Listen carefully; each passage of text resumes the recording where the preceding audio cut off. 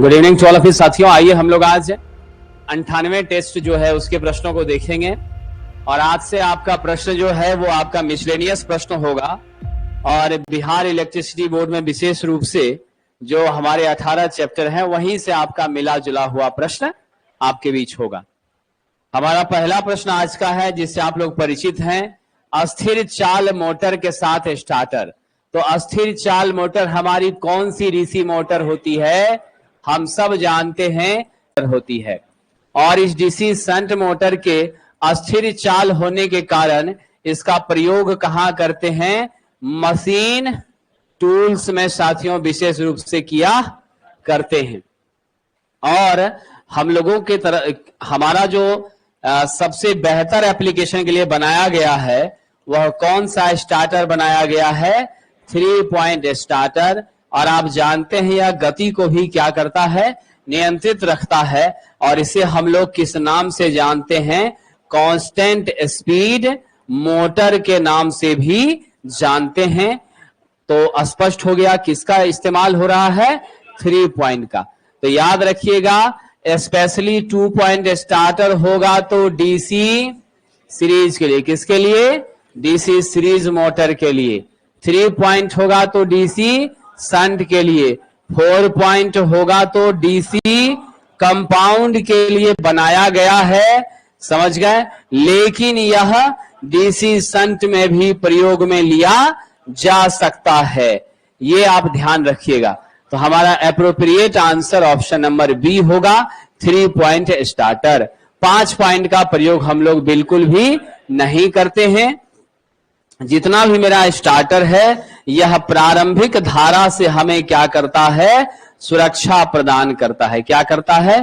प्रारंभिक उच्च धारा से सुरक्षा प्रदान करता है। इसी के लिए हम लोग यहां पर स्टार्टर का इस्तेमाल कर रहे हैं।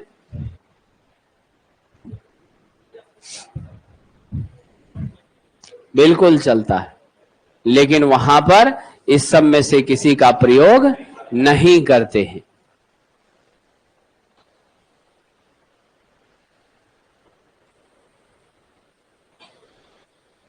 इसके चाल में लोड के बढ़ने से थोड़ा बहुत बदलाव होता है, लेकिन सिंक्रोनस में लोड के बढ़ने घटने पर भी कोई बदलाव नहीं होता। हर परिस्थिति में वह NS बराबर 120 F/P से ही चला करती है।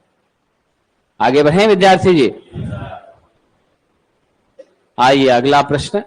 डैश मोटर की गति व्यवहारिक रूप से अस्थिर होती है, तो जिसका फ्लक्स अस्थिर होगा नेचुरली उसकी गति भी क्या होगी? अस्थिर होगी। हम जानते हैं मेरे डीसी मशीन में हमारी गति किसके समानुपाती होती है?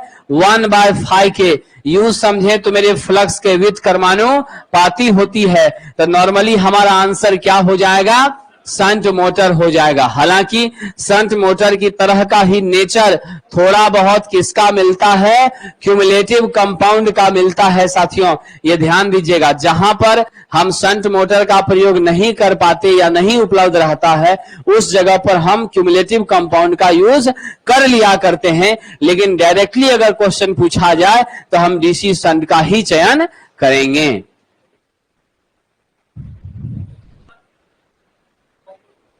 क्या विद्यार्थी? पहला, डीसी श्रेणी मोटर के आर्मेचर की धारा 50% कम कर दिया गया। तो आप जानते हैं साहब मेरा टॉर्क IA स्क्वायर के क्या होता है? समानुपाती होता है। अगर इस रिलेशनशिप की बात करते हैं तो T1/T2 बराबर IA1/IA2 का स्क्वायर होगा कि नहीं होगा विद्यार्थी जी?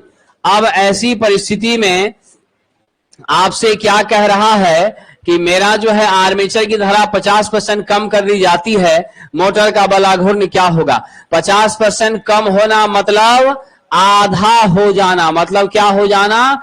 आधा होना। यानी आप क्या जवाब दीजिएगा? अब की परिस्थिति में मेरा IA2 का मान कितना हो गया? यह 1/2 IA1 का स्क्वायर, यानी क्या हो गया? 1/4 IA1 का स्क्वायर हो गया ना। तो क्या लिखिएगा विद्यार्थी? T1/T2 बराबर IA1 स्क्वायर बटा 1/4 IA1 का स्क्वायर, दोनों कट गया। मेरे पास क्या मिला? T1 बराबर 1/4 T2 यानी 0.25 T2 हो गया। यानी स्पष्ट है हमारे पिछले मान का कितना प्रतिशत जी? 25%। आप चाहते तो बिना कैलकुलेशन के भी डायरेक्ट कर सकते थे। आधा करंट हो रहा है तो 1/4 आधा का स्क्वायर यानी 1/4 मेरा टॉर्क हो जाएगा। 1/4 का मतलब 0.25 यानी 25% हो जाएगा। तो अब ऐसा क्वेश्चन देखिएगा तो डायरेक्ट आप निकाल लीजिएगा, कैलकुलेशन करने की भी जरूरत नहीं है। खाली रिलेशन याद रहना चाहिए, उसके वर्ग का क्या है? समानुपाती है।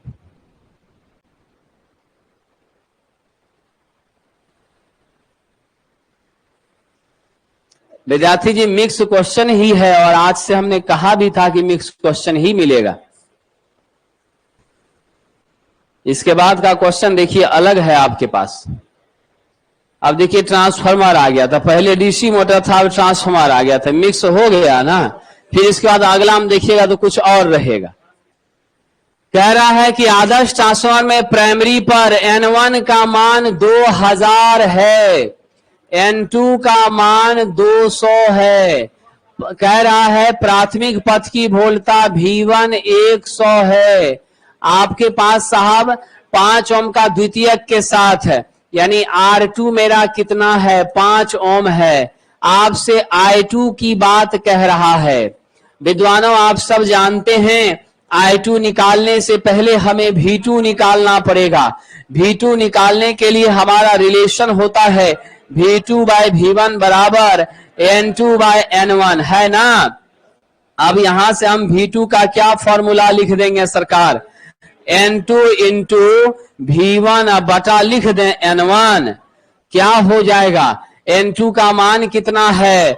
200 है। V1 का मान कितना है? 100 है। अब बटा नीचे 2000, 0 0 0 0 कट गया। 2 से कितने बार में? 10 बार में। 10 वोल्ट आपको क्या मिल गया? V2 मिल गया। I2 बराबर विद्वानों जानते हैं V2/R2 होगा कि नहीं होगा? सेकेंडरी के वोल्टेज में सेकेंडरी के रेजिस्टेंस से भाग दे देंगे तो नहीं निकल जाएगा। तो मेरा V2 है 10, R2 कितना आ गया? 5 आ गया। विद्वानों कितना एम्पियर? 2 एम्पियर। ऑप्शन किसको ले लेंगे? B number.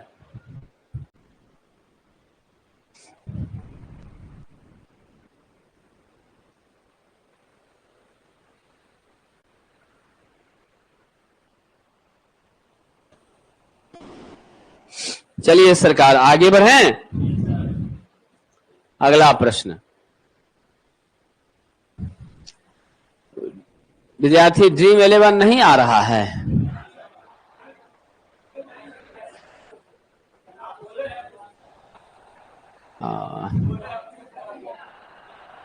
एलपी पर ध्यान दे दिया।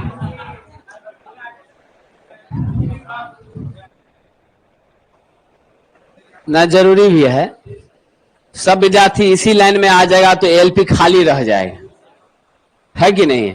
तो उस पर भी किसी को लगना जरूरी है। सिंगल फेज ट्रांसफार्मर के प्राइमरी वाइंडिंग का प्रतिरोध 2 ओम है, यानी R1 आपका 2 ओम है। सेकेंडरी के अर्थ में टर्न अनुपात, विद्वानों याद रखिएगा, टर्न अनुपात का मतलब कभी मत समझिएगा N2/N1, इसका मतलब N1/N2 होता है। और वो कितना दे दिया है? 10 दे दिया है। हम लोग क्या जानते हैं साथियों? K बराबर N2/N1 जानते हैं। पलट देंगे, क्या लिखेंगे? 1/10 लिखेंगे, है ना। अब क्या कह रहा है? मेरे प्राइमरी का प्रतिरोध को आप किधर भेजते हैं? सेकेंडरी में भेजते हैं। तो जब प्राइमरी के प्रतिरोध को सेकेंडरी में भेजते हैं तो यहां पर मेरा नेट रेजिस्टेंस R02 हो जाता है और R02 का मान R2 जो अपने घर में है एज इट इज रहता है। जो किसी के यहाँ मेहमान बन के पर मेरा नेट रेजिस्टेंस R02 हो जाता है और R02 का मान R2 जो अपने घर में है एज इट इज रहता है। जो किसी के यहाँ मेहमान बन के जाता है संदेश लेकर जाता है, तो यहां क्या हो जाएगा, R1 डैश हो जाएगा। अब R1 डैश का मान क्या होगा, R2 प्लस R1 डैश का मान R1 इंटू के स्क्वायर होगा। ठीक उसी हिसाब से सेकेंडरी से जब प्राइमरी की तरफ हम मूव करते हैं, रेफर कर देते हैं सारे रेजिस्टेंस इंपीडेंस को, वैसी परिस्थिति में क्या बन जाता है, R01 हो जाता है। R01 का मान क्या होता है, R1 अपने घर में है एज इट इज रह जाएगा। उधर से कौन मूव किया है, R2, तो R2 डैश हो जाता है। R1 का मान, R2 का मान क्या लिखते हैं, R2 बाय के स्क्वायर लिखते हैं। आपसे क्या पूछा है, सेकेंडरी के संदर्भ में प्राइमरी का समतुल्य प्रतिरोध, यानी प्राइमरी को जब उधार ले जाएंगे तो उसका मान कितना, तो क्या हो जाएगा साहब, R1 इंटू के स्क्वायर हो जाएगा। यानी यहां पर R1 डैश आपको निकालना है, क्या लिखिएगा सरकार, R1 इंटू के स्क्वायर। R1 का मान विद्यार्थी जी कितना दिया है, 2, के स्क्वायर करिए 1/10 का स्क्वायर, यानी 2/100। बताइए कितना होगा, 0.02 ओम हो जाएगा। मेरा उत्तर क्या माना जाएगा, सी नंबर। ऐसा क्वेश्चन पूछा जा चुका है।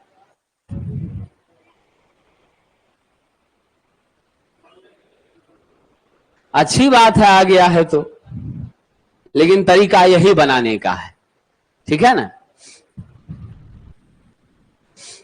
आगे बढ़े विद्यार्थी जी, वो वाला चीज ध्यान रखिएगा, थ्योरेटिकली भी पूछ सकता है और न्यूमेरिकल तो आ ही रहा है। चलिए अगले प्रश्न की ओर चलें।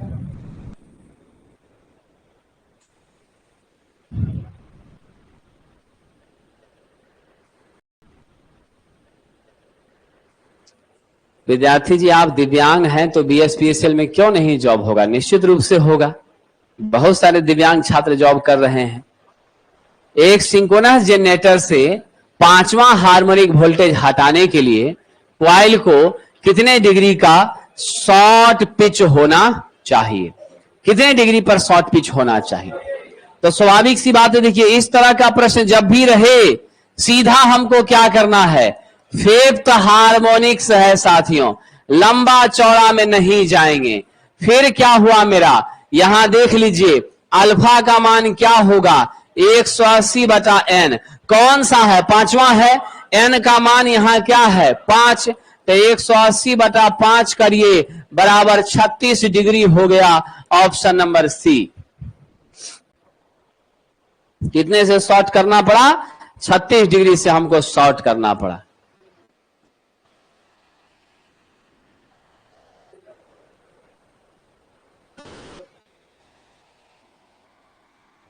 चलिए आगे बढ़े विद्यार्थी जी।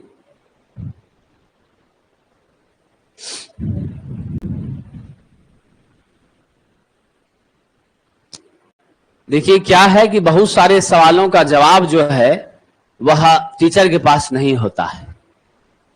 जैसे भी एक मित्र ने आपके सवाल पूछा, आखिर क्यों 10,000 रुपया ही पहले साल में विभाग दे रहा है,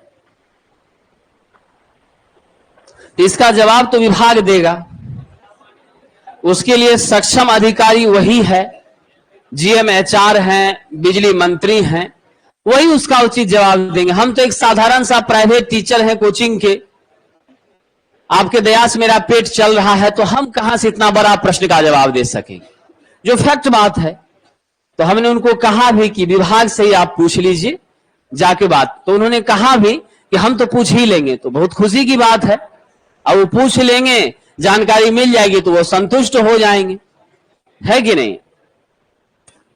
कहना 3 फेज 16 पोल अल्टरनेटर, यानी फेज आपका कितना है, 3 है, पोल कितना है साहब, 16 है, स्लॉट्स की संख्या कितनी है, 144 हैं, प्रति स्लॉट कंडक्टर कितना है?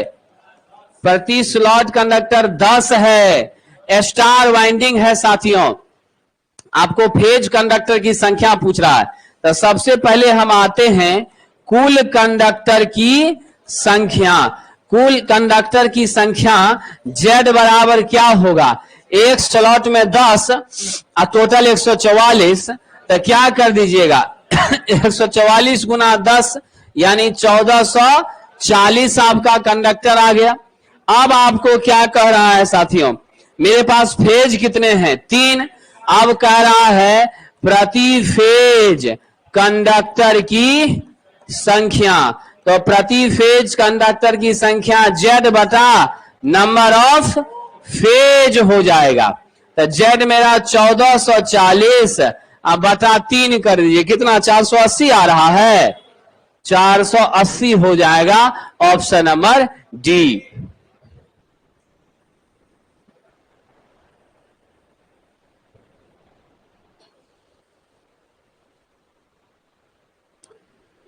चलिए सरकार आगे बढ़ें।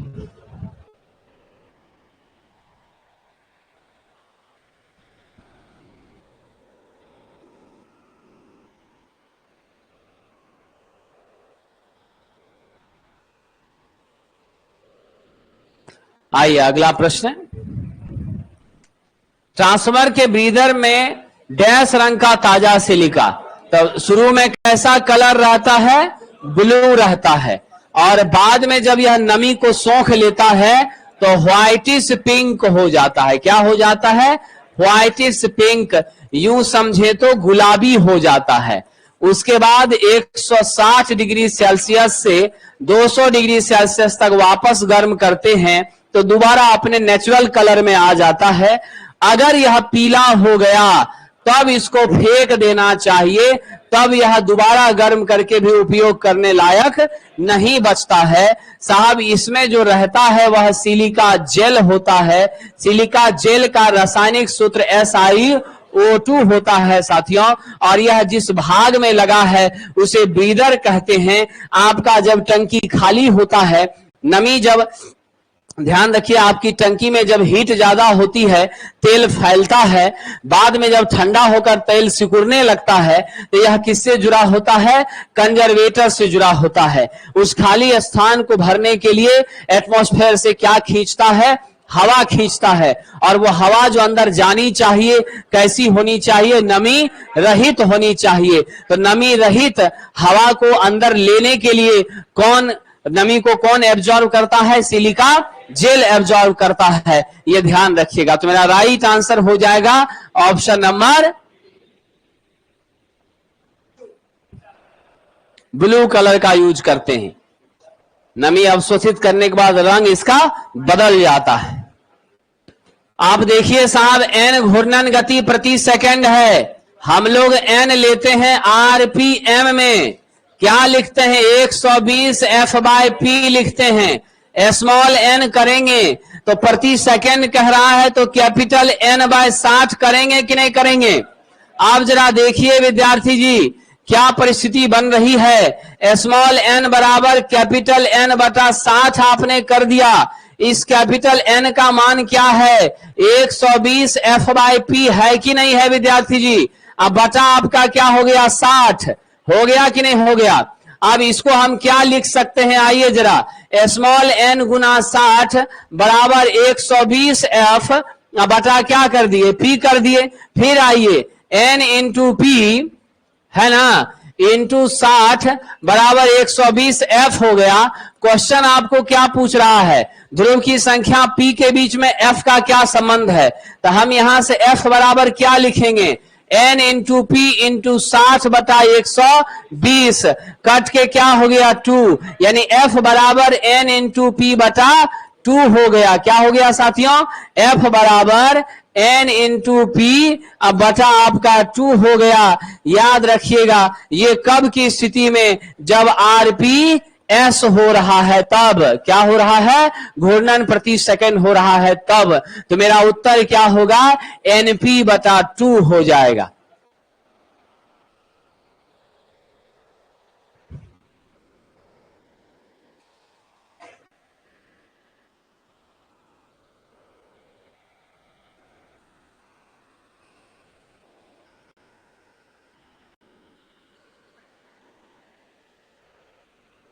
चलिए आगे बढ़े विद्यार्थी जी।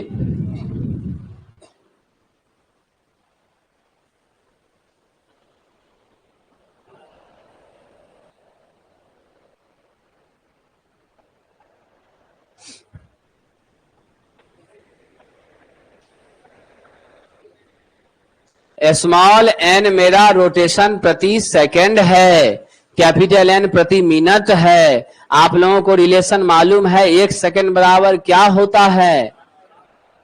1 सेकंड, 1 मिनट बराबर क्या होता है? 60 सेकंड। 1 सेकंड बराबर 1/60 मिनट नहीं हो जाएगा, तो हमको एन में 60 से भाग देंगे तब न ई मिनट सेकंड में बदलेगा, तब न दोनों बराबर होगा। इसका मान वो दिया है, उसके बदले में वो लिख दिए, इक्वेशन को सेटलमेंट कर दिए।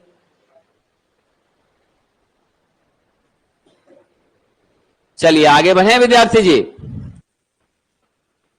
कौन सी मोटर में मोटर को स्टार्ट करने के लिए बाह्य प्रतिरोध को जोड़ा जा सकता है? तो सबको मालूम है, हमारी स्लिप रिंग टाइप की इंडक्शन मोटर SCIM जो होगी, स्क्वायरल केज, उसका क्या होता है? रोटर शॉर्टेड होता है। क्या होता है? रोटर शॉर्टेड होता है।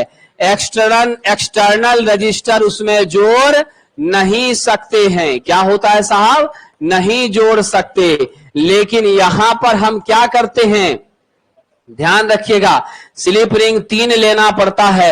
ये कार्बन ब्रश, उसकी मदद से क्या किया? एक्सटर्नल रजिस्टर्स को जोड़ दिया। इसको जोड़ने से मेरा टॉर्क भी बढ़ता है, मेरी पावर फैक्टर भी क्या होती है? इंप्रूव करती है। साथ ही साथ गति के भी नियंत्रण में हम सक्षम हो पाते हैं। तो यह जोड़ना संभव सिर्फ कहां पर है? स्लिप रिंग इंडक्शन मोटर में साथियों संभव है। समझ गए? ऑप्शन नंबर बी जो है वो सही उत्तर हो जाएगा। और इस तरह के मेथड को हम रोटर रेजिस्टेंस स्टार्टिंग मेथड भी कहते हैं, जो सिर्फ कहां यूज किया जा सकता है? स्लिप रिंग में किया जा सकता है। चलिए विद्यार्थी जी अगले प्रश्न की ओर चलते हैं। अगला कह रहा है, किस स्टार्टर में 3 आपका संकुचक और 1 टाइमर का प्रयोग किया जाएगा? तो साहब ये काम हम करते हैं किसमें? टाइमर जहां लग गया तो उसका ऑपरेशन कैसे हो जाएगा? ऑटोमेटिक हो जाएगा। टाइमर नहीं रहता तब क्या लेते? ऑटो ट्रांसफॉर्मर स्टार्टर, मैनुअल वाला। मैनुअल वाला हमारा जो होता है उसमें टाइमर की जरूरत नहीं पड़ती, लेकिन यहां क्या कर दिया? टाइमर भी। तो इसीलिए हमारा उत्तर होगा स्टार डेल्टा स्टार्टर, वो भी कैसा? ऑटोमेटिक। आप जानते हैं यह क्या करता है साथियों? आपको 5 HP से लेकर 20 HP तक के कौन मोटर को? Squirrel cage induction motor, SCIM motor को स्टार्टिंग, ठीक है, को में यूज होता है। स्टार्टिंग लिखना यहां उचित नहीं है, यहां सिर्फ क्या लिखेंगे? में प्रयोग होता है। क्योंकि आप जानते हैं हमारा यह जो स्टार्टर है, यह स्टार्ट करने का काम तो नहीं करता है, क्योंकि ये कैसी होती हैं आपकी मशीनें? याद रखिएगा, 3 फेज इंडक्शन मोटर ये सेल्फ स्टार्टिंग होती है। क्या होती है? सेल्फ स्टार्टिंग होती है। ये जो फोटो आपका लगा हुआ है, ये किसका लगा हुआ है? ये मैनुअल का साथियों फोटो लगा हुआ है, ये ऑटोमेटिक का फोटो नहीं है। मैनुअल वाले में हमारे 1 2 3 4 5 6 कम से कम क्या रहते हैं? आपको प्लंजर स्विच के 6 टर्मिनल होते हैं। शुरुआत में स्टार में लगता है और जब रन करने लगता है 75% स्पीड पर पहुंच गया तो खटाक से किस पे चेंज हो जाता है? डेल्टा पर। रनिंग कंडीशन में डेल्टा, क्योंकि प्रारंभिक कंडीशन में ही आपको याद है 2 से 2.5 गुना क्या करना पड़ता है? आपका स्टार्टिंग टॉर्क मेरे फुल लोड टॉर्क से क्या होता है? ज्यादा। इसको मेंटेन करने के लिए 5 से 7 गुना आपको क्या करनी पड़ती है? करंट आई स्टार्टिंग बढ़ानी पड़ती है।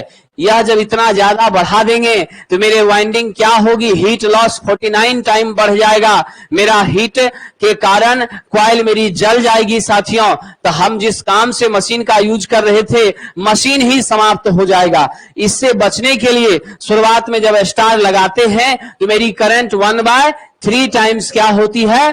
कम हो जाती है, रिड्यूस कर जाती है, जिससे हमारा सुरक्षित संचालन होता है। और आपको मैंने बताया भी है कि 3 फेज इंडक्शन मोटर में स्टार्टर 2 तरह की सुरक्षा देता है, एक ओवर करंट से सुरक्षा देता है, एक अंडर वोल्टेज से सुरक्षा देता है। यह सुरक्षात्मक डिवाइस है, नॉट स्टार्टिंग, क्योंकि इसके रोटर के, याद रखिएगा, इसके स्टेटर का चुंबकीय क्षेत्र कैसा होता है, रोटेटिंग होता है। इसको स्टार्ट करने के लिए स्टार्टर नहीं चाहिए, सिर्फ स्टार्टर किस लिए चाहिए, इसकी सुरक्षा के लिए चाहिए, यह ध्यान रखिएगा। तो मेरा उत्तर यहां पर डी नंबर लिया जाएगा।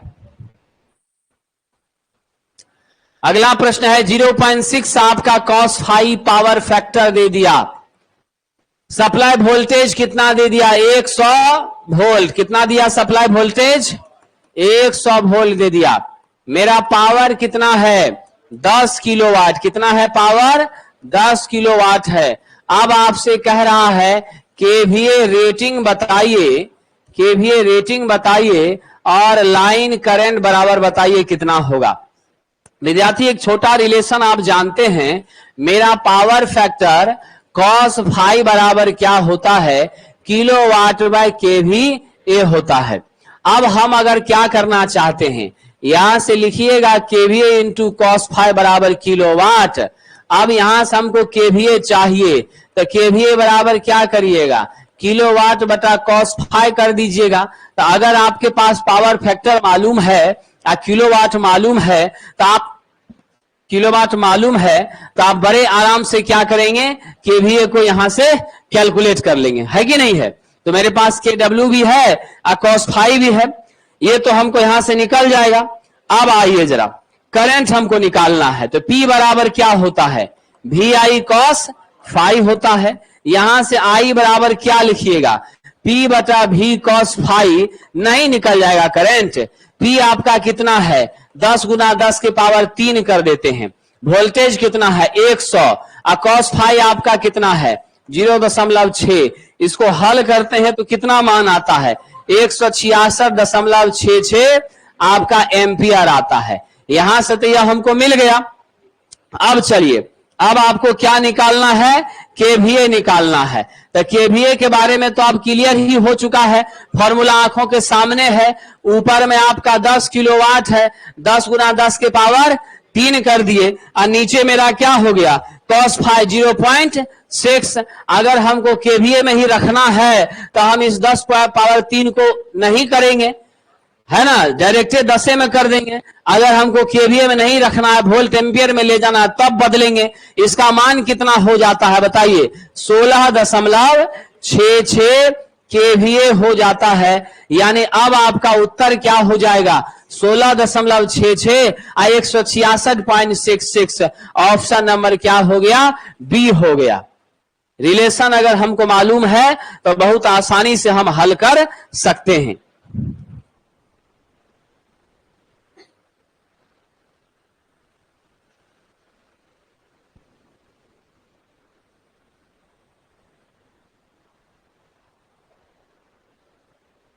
क्या वैज्ञानिक जी कुछ क्वेश्चन बना था ना, कुछ नहीं भी बना था।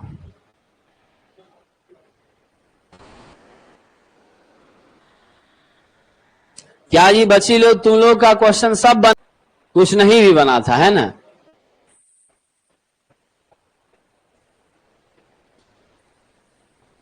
चलिए आगे बढ़ें।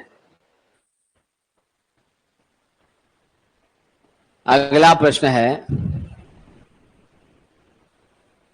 एक यूनिवर्सल मोटर में फील्ड वाइंडिंग किस तरह के तार से बनी होगी। आप सब जानते हैं मेरा यूनिवर्सल मोटर जो होता है वह क्या है साथियों, single phase AC series motor है। यह एसी सीरीज मोटर बना कैसे है, इसका जो डेवलपमेंट हुआ है वह डीसी सीरीज मोटर की मदद से हुआ है। डीसी सीरीज मोटर के निर्माण में इंसुलेशन वगैरह को अगर हम चेंज कर देते हैं, उसकी गुणवत्ता को थोड़ा बढ़ा देते हैं, तो बड़े आराम से क्या होता है, एसी पर संचालित हो जाता है। कम्यूटेटर यहां भी है, यहां भी है। और आप सब जानते हैं यह मोटर एसी डीसी दोनों सप्लाई पर चलता है। 3000 आरपीएम से लेकर 14,000 आरपीएम तक हम इसको इस्तेमाल मिक्सर ग्राइंडर में करते हैं। मिक्सर ग्राइंडर में जो पावर लेता है 400 से 600 वाट के बीच लेता है।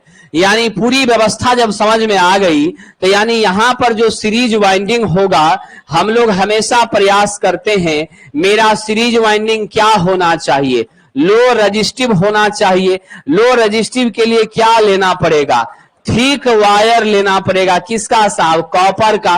वो भी कॉपर कैसा मिल जाए, इनामेल मिल जाए, सुपर इनामेल मिल जाए तो बहुत अच्छा है। लचीला कॉपर होना चाहिए, वार्निश का लेप लगा होना चाहिए, और इसके टर्न क्या होते हैं, कम होते हैं। यानी मोटे कॉपर के तार का कम टर्न कहां पर लगाते हैं, श्रेणी में साथियों। तो राइट आंसर क्या होगा, मोटे इनामेल कॉपर के वायर का प्रयोग करते हैं।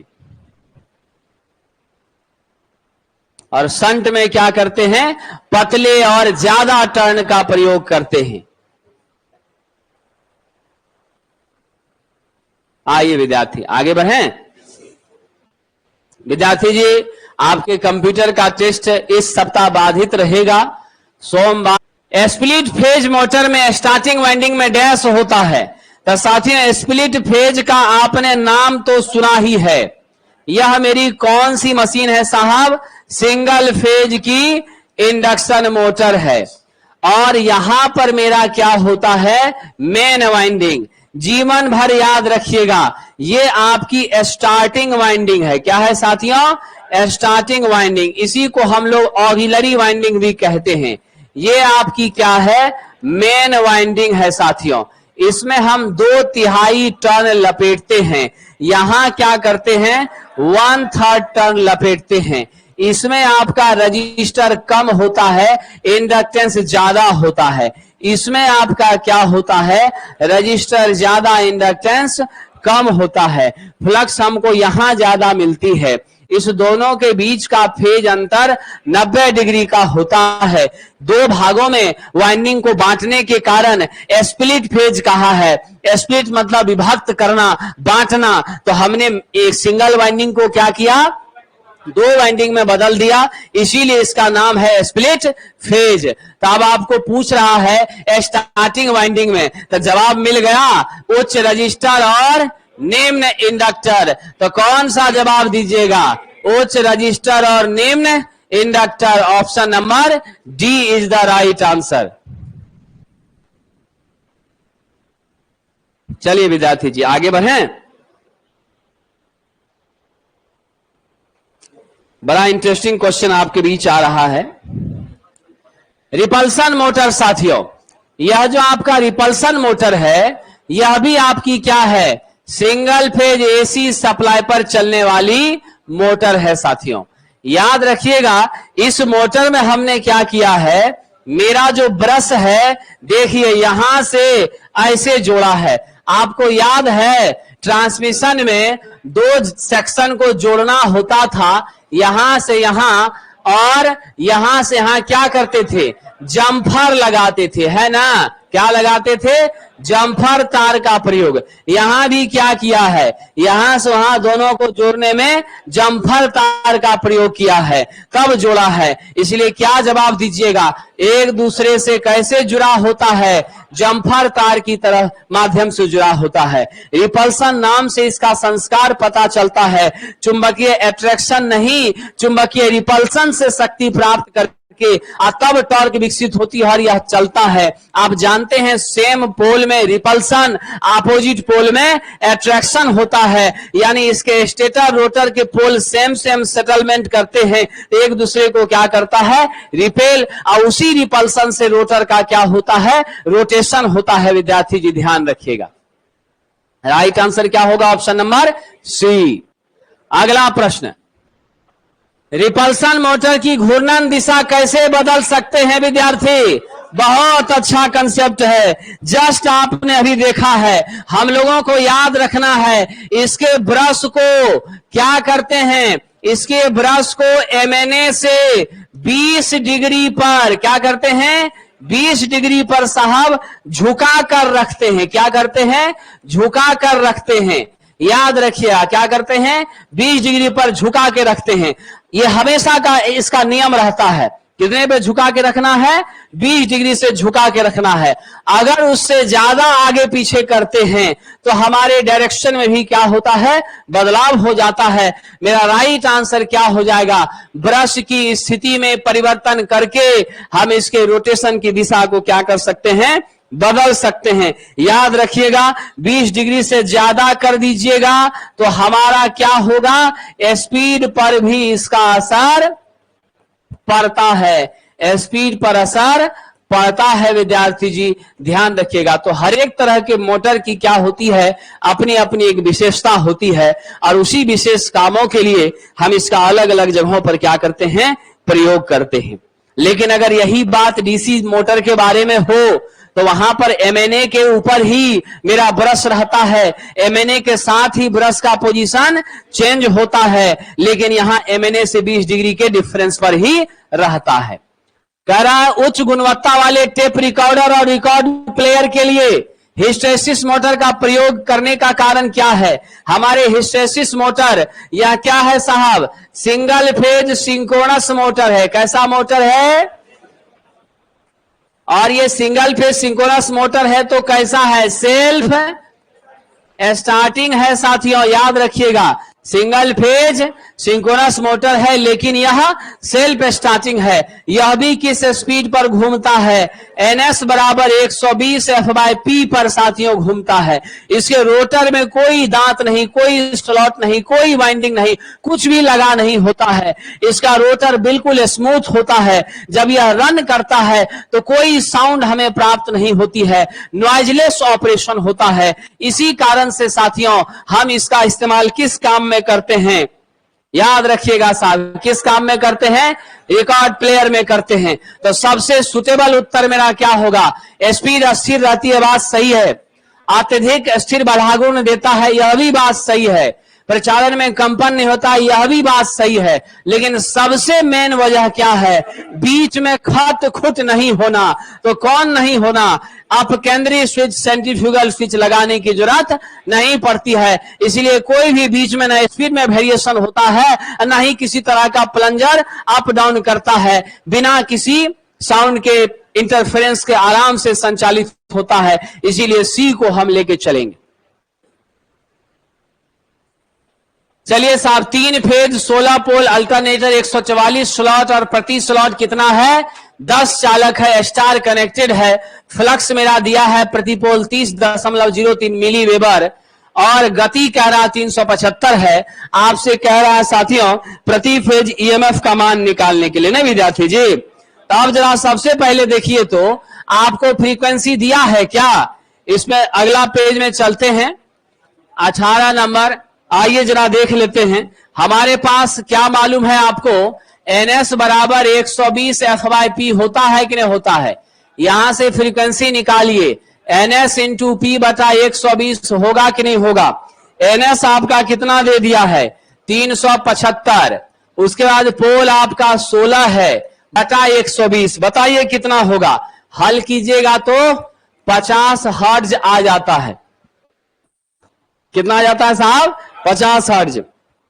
अब आपसे पूछना है, हमारा जो है क्वाइल टर्न प्रति फेज, क्वाइल टर्न प्रति फेज, तो टर्न प्रति फेज निकालेंगे तो क्या करेंगे, प्रति फेज क्वाइल की संख्या, क्या करेंगे, प्रति फेज क्वाइल की संख्या गुना क्या हो जाएगा, प्रत्येक स्लॉट में चालक की संख्या। क्या हो जाएगा, प्रत्येक स्लॉट में चालक की संख्या। अब जरा बताइए तो क्वेश्चन में प्रति फेज कॉइल कितना दिया है, 24। प्रति स्लॉट चालक कितना दिया, 10। तो टोटल कितना हो जाएगा, 240 हो जाएगा। अब आपको मालूम है मेरा प्रति फेज ईएमएफ का फॉर्मूला अल्टरनेटर में क्या होता है, प्रति फेज ईएमएफ का मान बताइए साहब। ये होता है 4.44 गुना क्या हो जाएगा, फाई गुना एफ गुना टी, ये होगा। बाकी केपी केडी सब दिया नहीं है, है ना। केपी केडी सब दिया नहीं है तो उसको हम लेंगे नहीं, डायरेक्ट सारा वैल्यू रख दीजिए। मेरे पास 4.44 आ गया। फाई कितना था 30.03 मिली वेबर, तो 10 के पावर -3 कर दीजिए। फ्रीक्वेंसी 50 कर दीजिए और टी कितना कर दीजिए 240 कर दीजिए। जब इसको गुना करते हैं तो 1599.984 आता है। लगभग कितना दे दें 1600 वोल्ट हम लोग कर दें विद्यार्थी जी, तो मेरा उत्तर क्या हो जाएगा 1600 वोल्ट। क्या 144 है, देख लीजिए कितना दिया है क्वेश्चन में 144। तो 144 दिया है तो हम लोग क्या लेंगे 144 लेंगे, जो दिया है वही लेंगे 144। तो कितना हो जाएगा यहां पर 1440 हो जाएगा। अब जरा इसको चेक करना पड़ेगा आप लोग को, 1440 से गुना करके चेक कीजिए ये मान आता है कि नहीं आता है। मान एक बार चेक कीजिए तब क्लियर होगा। चेक कर लेते हैं। 4.44 30.03 50 गुना 1440, इसमें मान बहुत ज्यादा आ रहा है विद्यार्थी। तब आपका 9599 आ रहा है, तब 9599 आ रहा है। इसीलिए 24 ही सही है, वहां भी सुधार लीजिएगा, समझे कि नहीं। इसीलिए वहां सुधार लीजिएगा आप लोग, क्वेश्चन में डाटा सुधार लीजिएगा। यहां भी आपका 24 ही होगा और वहां भी आपका 24 ही होगा। 24 240, यहां भी 240, तब ठीक बैठ रहा है। तो यहां डाटा चेंज कर लीजिए, क्या कर लीजिए 24, नहीं तो तब मेरा आंसर यहां पर कोई मैच नहीं कर पाएगा। अब हम लोग क्या दे देंगे ए नंबर दे देंगे। तो 24 को 144 को 24 आप लोग भी कर लीजिएगा।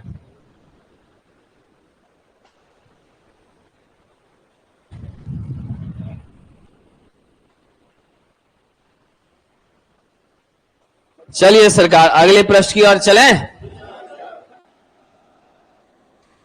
इस सब क्वेश्चन को बनाइएगा विद्यार्थी जी। बेलनाकार सिंक्रोनस मोटर में अधिकतम शक्ति कब मिलेगी? आप जानते हैं P बराबर E0 V बाय एक्सेस। क्या होता है साइन डेल। पढ़े लिखे विद्यार्थी आप जानते हैं जब मेरे डेल का मान 90 डिग्री होगा तो साइन डेल मतलब साइन 90 बराबर कितना होगा 1 होगा। तो मेरा P क्या होगा मैक्सिमम, और इसका मान E0 into V bye access हो जाएगा। राइट आंसर क्या दे दीजिएगा 90 डिग्री दे दीजिएगा।